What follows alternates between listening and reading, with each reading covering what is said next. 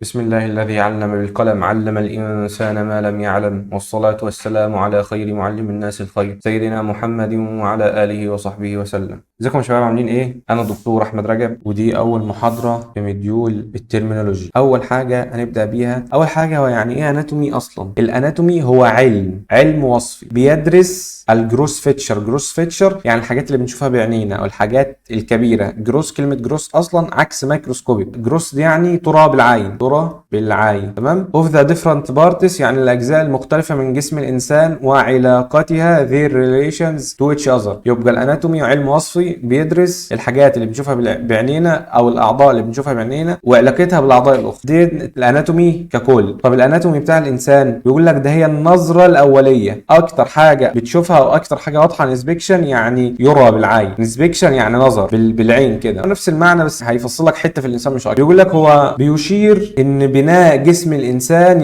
ينقسم إلى مناطق وفراغات. كافيتيز يعني فراغ، كافيتي يعني فراغ، وكل واحد فيهم سواء المناطق أو الكافيتيز الفراغات دي بتنقسم لمناطق أصغر. يبقى عندنا الأناتومي هو علم وصفي. الأناتومي علم وصفي بيدرس الجروس فيتشر، الحاجات اللي بتشاف بالعين وعلاقتها وعلاقة الأعضاء دي بالأعضاء اللي جنبها أو الأعضاء الأخرى. طيب الأناتومي بتاع الإنسان أو التشريح بتاع الإنسان دي الحاجة اللي بنشوفها بعينينا، النظرة الأولية لجسم الإنسان بيتقسموا الى فراغات ومناطق. بيقول لك دي منطقه الراس، ده فراغ البطن، ده فراغ القلب، ده فراغ الدماغ. ففراغ الدماغ في مثلا ايه؟ فراغ الجمجمه في ايه؟ في المخ، البرين. طب فراغ السوركس في اللنج، فراغ الابدومين البطن في الامعاء. تمام كده. يبقى بنقسمها لمناطق وفراغات. ده جسم الانسان. اول حاجه هنقسمه لمناطق وفراغات. اول حاجه اول منطقه زي ما احنا قلنا في السلايد اللي فاتت على طول، الراس. والراس عندنا بنقسمها نصين، نص قدام ونص ورا، او مش نصين قوي يعني. الوجه يعني الفيس او الفيشيال ريجون،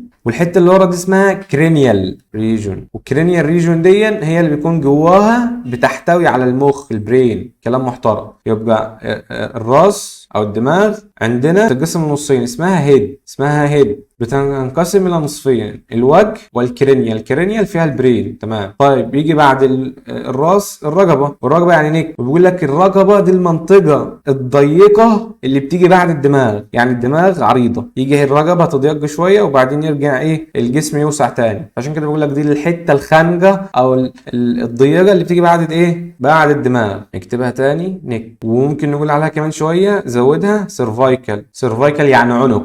هناخد عنق الرحم هيبقى اسمه سيرفكس اوف حاجه، سيرفكس. سيرفايكال فيرتبري الفقرات العنقيه هناخدها كمان شويه. بقيت جسم الانسان بيتقسم لايه؟ ممكن نقول ان هو بيتقسم لثلاث حاجات: اللور ليمب، الطرف السفلي، الطرف العلوي، والجذع. جذع الانسان، الجذع اسمه ترانك. طرف يعني لمب، وعلوي يعني ابر، يبقى ابر لمب الطرف العلوي. طب الطرف السفلي قلنا ان طرف يعني لمب وسفلي يعني لور، يبقى اللور لمب والابر لمب والترانك. كلام محترم. طيب احنا قلنا ان جسم الانسان بيتقسم لمناطق وفراغات، والفراغات والمناطق دي بتتقسم لمناطق اصغر، واحنا خدنا منطقة الهيد وبتتقسم لفيس وكرينيوم. طب الابر ليم واللور ليم والجيزة هنسيبهم كده؟ ده حاجات شكلها كبيرة خالص، هنسيبها؟ لا مش هنسيبها كده، هنقسمها لاجزاء اصغر. يبقى الابر ليم ده هو هنقسمه لايه؟ حاجة هنا دي الكتف، الذراع، الساعد، اليد.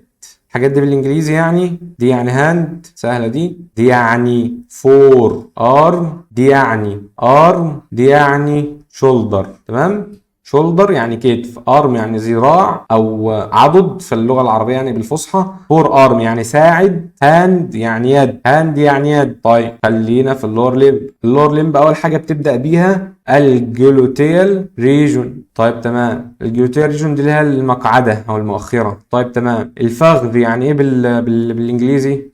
صاي هو زي ما هو الحمد لله. الحته دي اسمها ليج، الحته دي اسمها فود. يبقى احنا كده قسمنا اللور ليمب، اول حاجه الجلوتيال ريجون، تاني حاجه الصاي، تالت حاجه الليج، رابع حاجه الفود. فاضل الترانك. الترانك ده اللي هو قلنا اللي هو الايه؟ ترانك يعني الجذع. والجذع دي بيتقسم لثلاث حاجات: هنعمل شرطة هنا وشرطة هنا تقريبا. الحتة اللي فوق دي اسمها القفص الصدري او الصدر اهو اكتبه لكم بالعربي اسمه ثوركس. والحتة دي اسمها بطن اهو بالعربي برضه يعني ابدومين. والحتة اللي تحت دي بقى الحوض اسمه بلفس. الحوض يبقى اسمه بلفس. البطن يعني ابدومين.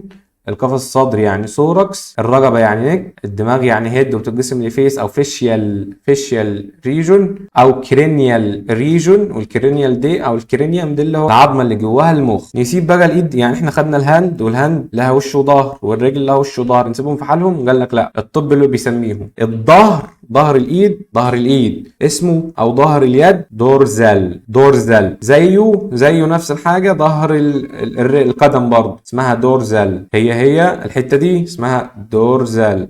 كده الظهر متشابه الحمد لله. هنحفظ كلمه واحده تدينا حاجتين. طب الحته دي اسمها بطن الايد. بطن قلنا الضاد ظهر دورزم او دورزال. ظهر دورزال دي السبب العلمي ان الظهر يعني دورزال اصلا، ان دي بالضاد ودي بالدي. البطن بتاع الايد اسمه بطن اليد او كف اليد. بطن اليد اسمه بالم. طبعا هتقول لي عشان البي والبي اقول لك شاطر كده انت بدات تفهم. طيب بطن القدم مفروض بطن اليد اسمه بالم، يبقى دي اسمها بالم برضه يا دكتور؟ لا اسمها بلانتر، بس بطن برضه صح بطن. طب البي صح كده، يبقى بطن القدم بلانتر او سول. ساعات بيجي في التعريف بتاع البلانتر يقول لك ده اسمه السول بتاع القدم. يبقى بال يعني بطن اليد، بلانتر يعني بطن القدم، دورزال يعني ظهر القدم، دورزال يعني ظهر الايد. يبقى الدورزال ثابت. المختلف بالمر وبلانتر او بال وبلانتر، هو دول المختلفين. اهو البودي ريجونز. اول حاجه الهيد بتنقسم الى كرينيال وفيس. كرينيال او الكرينيال ريجون هي اللي بتحيط بالبرين المخ، ودي الدماغ من ورا. العظمه دي الدماغ كلها، والعظمه اللي من ورا احنا مقسمينها بالنص هناك عشان كده جايبينها من الجنب يعني عشان نشوف. ودي اسمه الفيس. تمام. في الفقه يقول لك ايه؟ الوجه من منابت الشعر الى اسفل الذقن، دي الوجه. الحته اللي ورا بقى خالص كلها دي تطلع اسمها كرينيوم او الدماغ. طيب يجي بعد الهيد النك هنا اسمها يقول لك الكونستريكشن، الحته الضيقه اللي بتيجي بعد الدماغ، علشان النك بتاعت اي حاجه تبقى كده. النك بتاعت الحاجه دي التعريف بتاعها يعني هناخد حاجات تانية لها هيد اند نك وهي مش انسان اصلا. هيد يعني مثلا الحيوان المنوي، مش كنتوا خدتوا ان الحيوان المنوي له راس وذيل ورقبه؟ الرقبه بتاعت الحيوان المنوي اسمها نك برضه. يبقى دي مصطلح، النك مصطلح مش منطقه بس. ثوركس يعني الصدر. قلنا ان الحاجات دي كلها اسمها ترانك. ثوركس دي الابر بارت اوف ذا ترانك. الابر بارت ليه الابر يعني علوي، بارت يعني الجزء العلوي من الترانك. يبقى دي كله ترانك. يبقى الحته اللي فوق دي اسمها ايه؟ اسمها القفص الصدري او الثوركس. طب الحته اللي في النص دي اسمها الابدومين. بيقول لك الابدومين يعني البطن بيحتوي على الابدومينال. حماده هلال ابدومين ففي ابدومينال. اورجانز يعني اعضاء. يبقى في الاعضاء. الابدومين بيكون في الاعضاء اللي في البطن، بديهيات. طيب الثوركس والابدومين ايه اللي بيفصلهم عن بعض؟ يعني الثوركس دي في الرئه والقلب وشويه حاجات حلوه كده اهو. قال لك الثوركس في الهارت واللانج، في الرئه والقلب. ايه اللي بيفصلهم عن البطن؟ شاطر. الحجاب الحاجز بالانجليزي اسمه دايفرام. يبقى الدايفرام بيفصل البطن عن الثوركس، بيفصل الابدومين عن الثوركس. تمام كده. طب البلفس في ناس بتعتبره حته لوحده، في ناس بتعتبره الجزء السفلي من البطن علشان ما فيش حاجه بتفصله عن البطن، تلاقي الامعاء داخله فيه اصلا عادي قاعده جوه. فبيقول لك هو اللور بارت اوف ابدومين. قلنا الابر ليم بالطرف العلوي قلنا ان هو بينقسم لشولدر يعني كتف، ارم يعني ذراع او عضد، ساعد يعني فور ارم. هنزود فور بس لكلمه ارم، فور ارم. الهاند قلنا ان هي بتنقسم الى دورزال وبالمر. بيقول لك ان الابر ليم بيكون على جانبي الصدر، يعني اهو ادي القفص الصدري ادي الذراع بيكون جنب. طب يعني ايه اللور ليم؟ قلنا الطرف السفلي. اول حاجه في الطرف السفلي دي الجلوتس يا جماعه، بس مقصوصه من الجنب كده الحته الايه، واخد بالك معايا ما تركز. الجلوتيال ريجون يعني المؤخره، يبقى دي المؤخره الجلوتيال ريجون. الصاي يعني الفخذ، الليج يعني رجل عادي، الفوت يعني القدم. وقلنا ان القدم هنا زي اليد دورزال ومختلف في بلانتر. كلام محترم.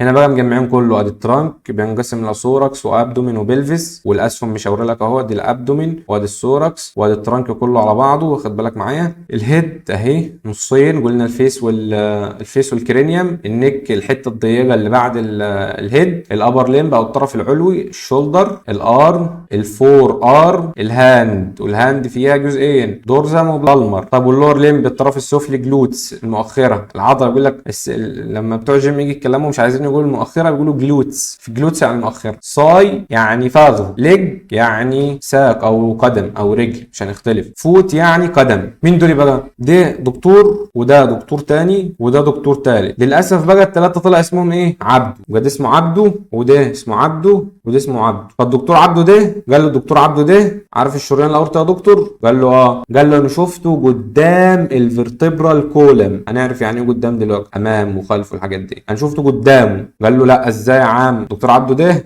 قال له دكتور عبده ده مش فاهم يعني مسميهم ثلاثه عبده، ممكن اسمي احمد وعبده وابراهيم وبراحتنا، بس هو كده. المهم الدكتور عبده التالت قال له يا عم لا ازاي ده انا شفته تحته. استنى ما نعملها بقى ايه حاجه حلوه كده، حركه حلوه كده، نعمل دي كوبي عشان نجيب بقى ايه، نجيب الراجل ده نحطه هنا عشان ده اللي قال ان هو ايه قدامه. عبده ده قال لا ده تحته. عبده دي بقى مش معانا اصلا، دي قال قدام ودي قال تحت. قال لهم يا جدعان ده فوقه، انتوا بتقولوا ايه يا جدعان؟ ده انا شايفه، انا متاكد ان هو فوقه كده اهو فوق. فاقول لهم بس استنوا يا اخوانا، واحد فيهم عاجل كده رابع اني بقى اللي دخلت عليهم دكتور احمد. قال لهم استنوا بس يا اخوانا، استنوا بس نتفاهم يا اخوانا. انت شفته، انت كنت عامل يا دكتور عبده رقم واحد، المريض كان نايم منك ازاي؟ قال لهم كنت نايمه على جنبه ودخلت من جنبه لقيت ان الشريان ده قدام. قال له طب كلامك مظبوط فعلا، لو هو نايم على جنبه وانت بصيت من فوق كده هتلاقي قدام العمود الفقري. وانت يا دكتور عبده؟ قال له انا كنت نايم على ظهره، فبالتالي لما جيت دخلت من بطنه لقيت الشريان جاي لي الاول وبعدين جاي لي العمود الفقري. قال له كلامك مظبوط زي الفل مفيش مشكله. انت بقى يا عم عبده انت ازاي تحته؟ قال له يا دكتور ما انا كنت اساسا منيمه على بطنه، يعني بطنه كان تحت وشه كان تحت وظهره اللي فوق، فانا دخلت لما دخلت من ظهره جابلني العمود الفقري الاول. قال له انت معاك حق فعلا. طب احنا دلوقتي عايزين نتفق على حاجه عشان كلنا نعرف نوصف، مش كل واحد يختار لي وضع على مزاجه يوصف عليه. فالثلاثه قال لهم يتخانقوا. طب عبده ده قال انا هسميه باسمي، هسمي الوضع الجديد باسمي، وعبده ده قال انا هسميه باسمي، وعبده ده قال انا هسميه باسمي. يعني الثلاثه اسمهم عبده، بس هو كل واحد ايه قال لك لا انا هسميه باسمي. قال لهم لا والله من انتوا مسمينه باسم. فالراجل العاجل ده قال لهم ايه خلاص يا جماعه مش انتوا هتوصفوا فيه الاعضاء بالتشريح بتاعها؟ قالوا له قالوا خلاص قال لهم خلاص اسميه الاناتوميكال بوزيشن يعني الوضع التشريحي، وهنخليه في الوضع الانسان الطبيعي. اي واحد واقف عدل محترم متربي هيكون واقف كده. قالوا له تصدق انت معاك حق. قال لهم خلاص نحط القواعد بقى اللي هنمشي عليها. اهم حاجه يكون الراجل واقف، ممكن نقول واقف يعني ابرايت، يبقى اول حاجه اب رايت. طب قالوا له تمام ماشي. تاني حاجه يكون باصص لقدام، قدام يعني فورورد. قالوا له تمام ماشي. قال لهم طب ورقبته هنعملها ازاي؟ هنخليها ايه مفروده ولا متنيه؟ قالوا لا هيبقى واقف عدل بقى مع دول كده، مفروده اكستندد مفروده. قال لهم ماشي. ودراعاته؟ قالوا يبقى دراعاته جنبه، اسمها ات سايدز يعني جنب، يبقى على جنبين. فجم بقى اختلفوا في حاجه مهمه وكل واحد قال لك لا احنا عايزها بشكل معين. الحته دي تبقى لقدام، البالم يبقى قدام ولا الدورزم اللي قدام. فالراجل اللي كان معاهم اصلا قال لهم لا يا جدعان انا هدني واقف عامل ايديا لورا كده هتوجعني، فخليها لقدام احسن. فقالوا له عشان خاطرك بس. فيبقى البالم زي الفيس فورورد، بفكرك ان الفيس كان فورورد اهو، يبقى البالم والفيس فورورد. قال لهم تمام. الرجل نقول ان هي تكون اكستندد هي كمان مفروده زي الرقبه وزي الدراع، الاثنين كلهم مفرودين اكستندد. واهم حاجه بقى تكون الرجل اون ذا جراوند، رجليه تكون على الارض. يبقى الوضع التشريحي عشان الثلاثه عبده ما يتخانقوش، الراجل يكون واقف باصص لقدام،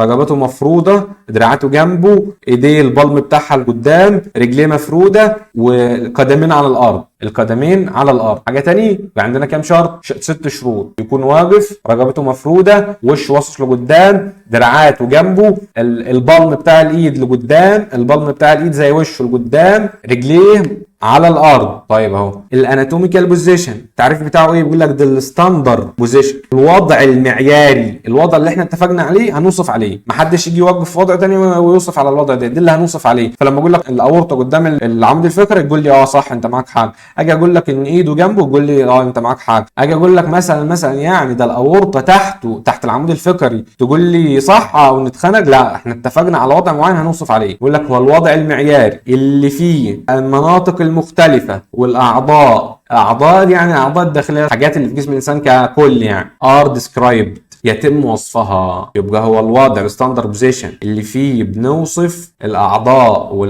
والمناطق واشياء الانسان كلها. شروطه اول حاجه يكون الانسان واقف ابرايت، يكون اكستندد رقبته مفروده، يكون وشه لقدام، دراعاته جنبه، البالم بتاع الهاند فورورد، ورجليه على مستقرة على الارض. مهمة الست كلمات دول مهمين جدا. ممكن نجيبهم لك في اخر السنة مثلا ولا حاجة، يقول لك سؤال ريتني، يقول لك ايه الشروط او الوضع التشريحي شروطه ايه او مواصفاته ايه او الكاركترز بتاعته ايه الاشياء السمات المميزه له. فيتشرز مثلا، مش احنا قلنا جروس فيتشرز في تعريف الاناتوم، ممكن يقول لك ايه الجروس فيتشرز بتاعته، تقول له الكلام ده. طيب هل معنى كده ان مفيش اوضاع تانية؟ لا، في اوضاع تانية. دي احنا هنخش نعمل عمليه هننيمه في الاناتوميكال بوزيشن؟ اكيد لا، مش هننيمه واقف. يعني في حاجه اسمها سوباين وحاجه اسمها برون. السوباين ده نعرفه ازاي؟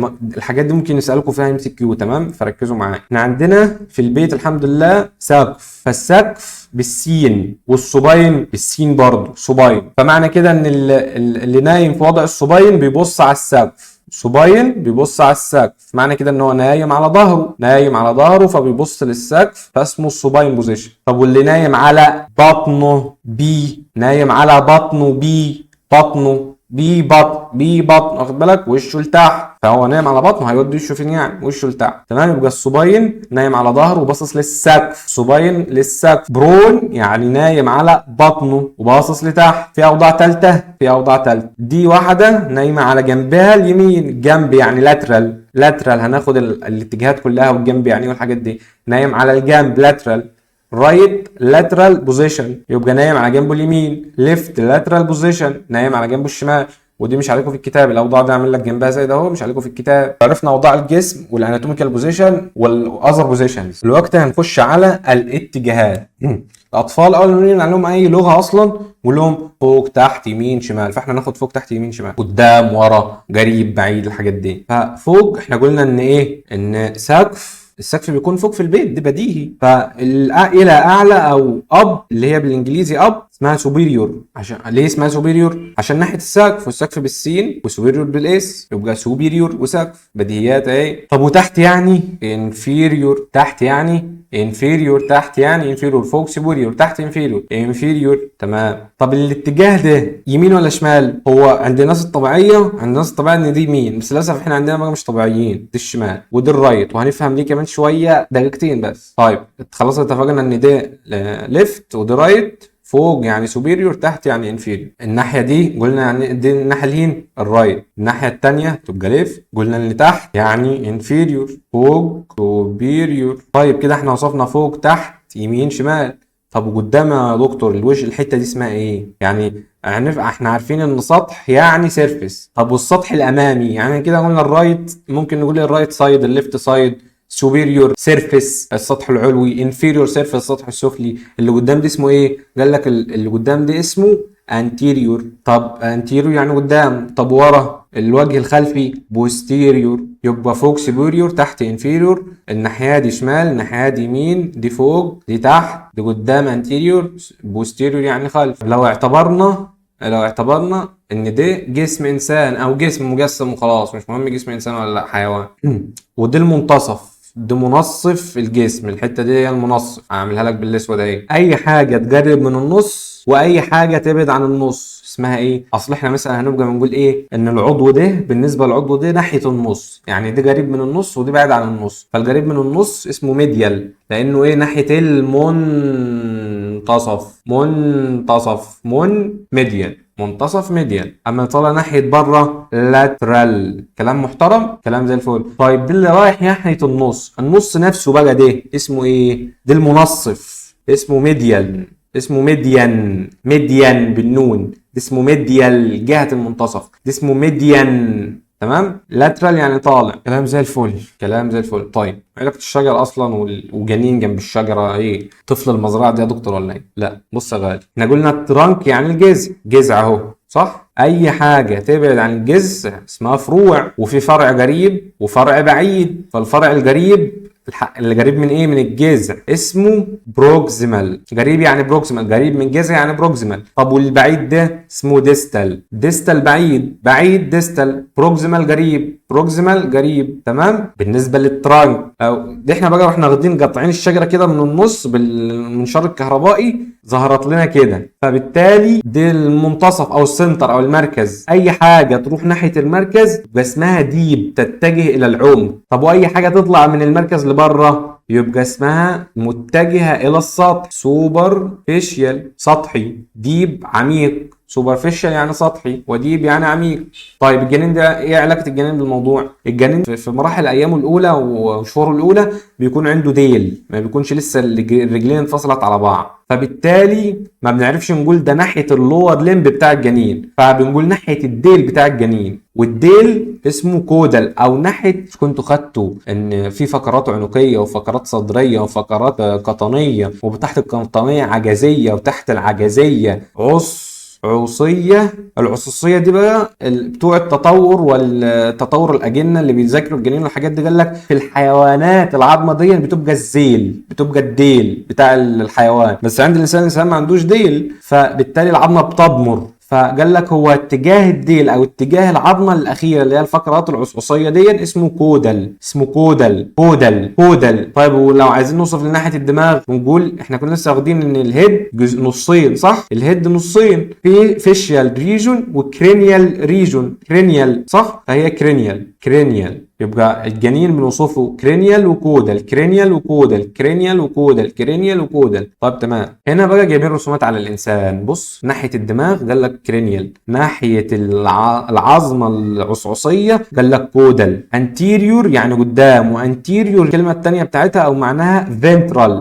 فنترال يعني بطن اصلا، فنترال. يبقى كده احنا خدنا 3 بطن، البطن نفسه 4 بطن كمان. بطن الانسان اسمه ابدومين وفنترال، وبطن الايد اسمه بالب، وبطن الرجل اسمه بلانتر. تمام. والاتجاه ده اسمه بوستيريور، بس خلي بالك ده اتجاه مش عضو. تمام. ده اتجاه او دورزال، بوستيريور او دورزال ناحيه الظهر. طيب تمام. بص ده بيقول لك ايه؟ ده لاترال فيو عشان مصورينها من الجنب، او سوبيريور يعني ناحيه السقف، سقف سوبيريور. انفيريور يعني الى اسفل. الجذع بتاع الانسان اهو، ده الجذع بتاع الانسان. القريب منه الكتف قريب اهو اسمه بروكسيمال، البعيد عنه اسمه ديستال، والحته دي اسمها بروكسيمال، او اي حاجه اقرب اليه، اقرب الى الترانك. يعني نقطتين هنا، نقطه هنا ونقطه هنا، والاثنين في الساق اصلا، يبقى دي البروكسيمال ودي الديستال. واخد بالك معايا؟ الديستال تجاه نهايه الطرف عند الهاند، يبقى الهاند دي اكتر حته ديستال في الدراع مثلا اهو. حتى هو يعمل لك برضه بروكسيمال تاني اهو عشان يقول لك ان الرجل كمان فيها ديستال وبروكسيمال. بص هنا بقى كاتب لك رايت على ناحيه ايدك الشمال وليف. ليه؟ هنا بقى نتوقف قليلا. الست دي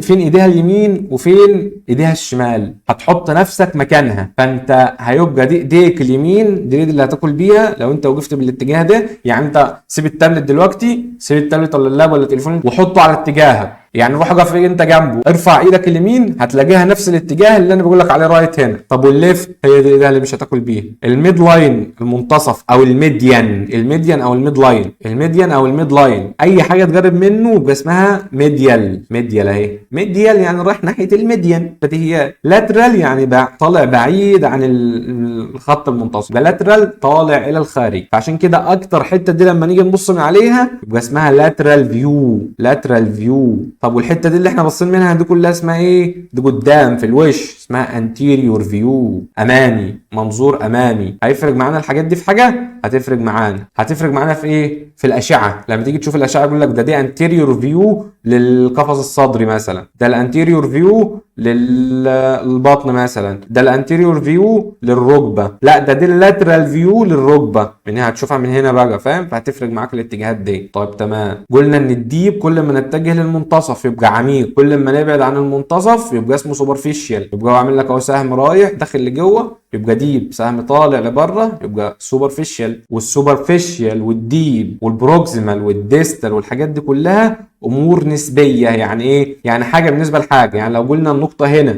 ونقطه هنا دي سوبرفيشال ودي ديب. يا عم يا دكتور ده سوبرفيشال، هي كمان هي ده قريبه من السطح خالص. بس النقطه دي بالنسبه لدهي، النقطه دي بالنسبه لدي دي اكتر، دي باكتر، عميقه اكتر. طب تمام، صور تانية عشان تاكد. الميديال او الميديان كل ما تجرب يبقى ميديال، كل ما تبعد يبقى لاترال. لما تجرب من الترانك بتاع الانسان يبقى بروكسيمال، تبعد يبقى ديستال. طب تمام، فوق يعني سوبيريور، تحت انفيريور. ناحيه الدماغ كرينيال، ناحيه العصعص كودال. ورا يعني دورزال او بوستيريور، قدام يعني انتيريور او فنترال. فوق يعني سوبيريور، تحت يعني انفيريور. لاترال فيو، منظر جانبي، منظر جانبي. طيب منظر امامي بقى، منظر امامي بروكسيمال وديستال، لاترال وميديال، بروكسيمال وديستال. واخد بالك معايا؟ يعني الاطراف الاثنين ينفع نقول عليهم ديستال وبروكسيمال. هنا قال لك ان دي الرايت ودي الليفت، عشان دي ايد الراجل اليمين، ايد اللي انت بتوصفه اليمين، مش ايدك انت اليمين، مش هتوصف على ايدك انت، هتوصف على ايد الراجل اللي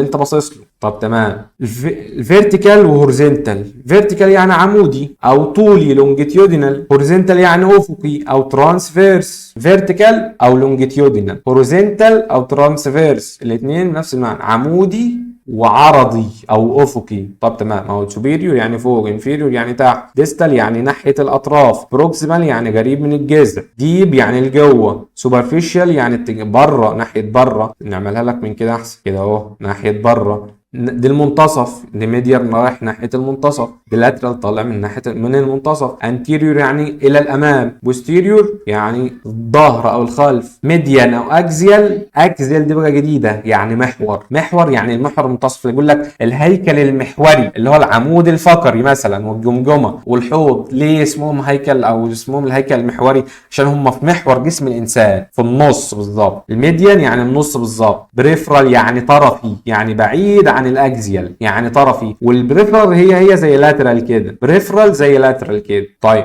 مثلث له قاعده وله قمه يعني توب، وقاعده يعني بيز. توب دي بقى في الطب اسمها ايبكس. لما نيجي نوصف بقى حاجه بيها بنقول ابيكال، بنقول ايه؟ ابيكال. يبقى الابيكال ده اتجاه القمه، ابيكال او اتجاه الايبكس. طب والبيز دي سهله شويه، اسمها بيزل عادي. شيل الاي حط ايه ال تطلع لك الصفر. طيب قلنا الفيرتيكال هوريزونتال دي مره خلاص. قلنا ان البال لما نيجي نوصف بيه حاجه نقول بالمر سيرفيس، بالمر. بطن الرجل اسمه بلانتر. خلاص قلنا الحاجات دي مره صح، بنأكد بس. طيب ايه الحته دي؟ اللور ليمب دي الركبه اسمها ني، مش موضوعنا. دي الشظيه، فاكر عظمه الشظيه؟ وده عظمه القصبه، فاكر عظمه القصبه؟ طيب القصبه دي في الطب اسمها تبيا، والحته دي اسمها او الشظيه اسمها فيبولا. فلما عايز توصف حاجه ان هي ناحيه الفيبولا تقول عليها فيبيولار. هي موجوده في الكتاب عندكم، ملهاش لازمه بس موجوده في الكتاب عندكم، ودي اسمها تبيال. طيب حاجه بسيطه، التبيا بالنسبه للفيبولا نوصفها نقول عليها ايه؟ دي اسمها ميديال ودي اسمها لاترال. فاي حاجه لما يقول لك تيبيولار يعني معناها لاترال، او تيبيال معناها ميديال. نكتب لك التبيا هنا، تيبيال. تمام خلاص. هنجيب بقى الايه الوصف بس كده. خلاص قلنا كرينيال ناحيه الدماغ، كودال ناحيه الديل او العصعص، لونجيتيودينال زي فيرتيكال، هوريزونتال او ترانسفيرس، ايبيكال يعني ناحيه القمه، بيزل يعني ناحيه القاعده، الراديال يعني ناحيه الراديوس، والالنا يعني ناحيه الالنر يعني ناحيه الالنا. الراديال، طب هي الالنا وايه الراديوس؟ الراديوس ده في الفور ارم اللي هو الساعد، اللي هي القعبره، والقعبره بالكاف ناحيه الصابع الكبير. يبقى القعبره بالكاف ناحيه الصابع الكبير، والالنا اللي هي الزن اللي هي ناحيه الصابع الصغير، ناحيه الصابع الصغير. طيب انت اقف بقى في الاناتوميكال بوزيشن، دي مثال عملي انت اللي هتعمله. يلا اقف انت في الاناتوميكال بوزيشن اهو. تمام، افرد دماغك، حط ايدك جنبك. الالنا اللي ناحيه صبعك الصغير، صبعك الصغير ناحيه ميديال ولا لاترال بالنسبه لصبعك الكبير؟ صبعك الصغير، لا يا دكتور صبعك الصغير ده ميديال ناحيه المنتصف. صبعك الصغير ناحيته العظمه الهين الالنر. تمام، الالنا يا دكتور اللي هي ايه؟ اللي هي الزن. تمام يا دكتور. يبقى الالنا هي انت عامل معايا اهو. يبقى الالنا هي الجزء الميديال زي التبيا، الالنا والتبيا ميديال، الفيبيولا والراديوس لاترال.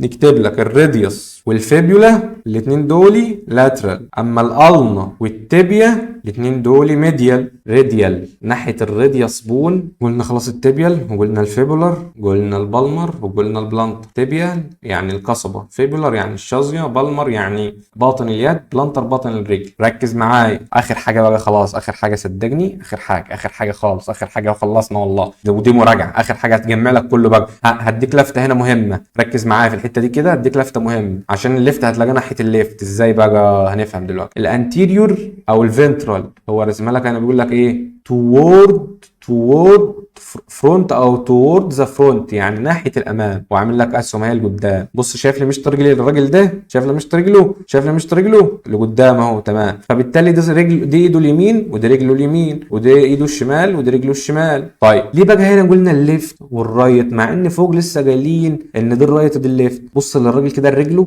بص رجله زوم ان. بص ايه ده دي كعبه ده، يعني هو باصص لنا بظهره. المؤخره اهي رسمناها لك، مدينا ظهره، فبالتالي يعني هو كده هو اللي اتعدل للوضع بتاعي. يعني كده باصص للتابلت او اللاب او التليفون اللي انت بتذاكر عليه، هو كده بقى باصص في نفس الوضعيه بتاعتي. فبالتالي ايدي اليمين بقت ايده اليمين وايدي الشمال بقت ايده الشمال عادي. عرفت بقى جت منين؟ هو هنا بيوصف الدورزال اصلا، عشان كده جايبه لك من ظهره، بيقول لك هو الباك او ناحيه الباك، هو الظهر او ناحيه الظهر، يعني دورزال. طب ايه دي بقى يا دكتور؟ انت ما قلتلناش الكلمه دي اسمها ايه؟ اسمها سيفاليد، اسمها سيفاليد او سيفاليك. تمام. يعني ايه سيفاليك؟ دي هي ناحيه الدماغ، ناحيه الراس، اللي احنا قلنا عليها ايه؟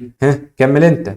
كرينيال، صح. امال ايه سيفاليك دي يا دكتور؟ هتاخدوها بعدين ان شاء الله، ان الدماغ اصلا برضو الدماغ لها 4 اسماء ولا 5، يعني سيفاليد. تمام. طب والحته ديت قلنا ناحيه الاسفل او ناحيه الذيل، انا كده بقى كودد. احنا عندنا كودل، يعني دي بدل دي ال كودل، ده بيقول لك ناحيه التيل او التيل بون، عظمه الذيل اللي هي عند الانسان العصعصيه ولكنها ضمرت، والانسان مش بدال يا جدعان. طيب فوق يعني سوبيريور، اهو عامل لك السهم من ناحيتين. طيب وتحت يعني انفيريور، بيقول لك بلو. بص كلام بسيط ازاي. ميديال يعني ناحيه الميد لاين، ادي الميد لاين رايح ناحيته. طيب لاترال يعني او اواي فروم ميد لاين، بعيد عن الميد لاين. طيب يعني ايه بروكسيمال؟ قلنا قريب من الجذع. الجذع اهو كل ما تجرب له يبقى اسمه بروكسيمال، كل ما تجرب له يبقى اسمه بروكسيمال. طيب ادي الجذع اهو، كل ما تبعد عنه اسمه ديستال، كل ما تبعد عنه بالسهم كده اسمه ديستال. اقول لك اواي فروم سنتر اوف ذا بادي اللي هو الترانك، السنتر عندنا اللي هو الترانك. تمام. طيب بص بقى ازاي هتعرف. هو كاتب لك، كنت عايز اختبرك. بص سام سايد يعني اتجاه الصابع الكبير. الصابع الكبير اسمه صم، يبقى الراديوس عظمه القعبره اللي هي بكاف، يبقى ناحيه الصابع الكبير اللي هو بالكاف يبقى راديال. وقلنا ان الراديال دي الجانب الهون، في الاناتوميكال بوزيشن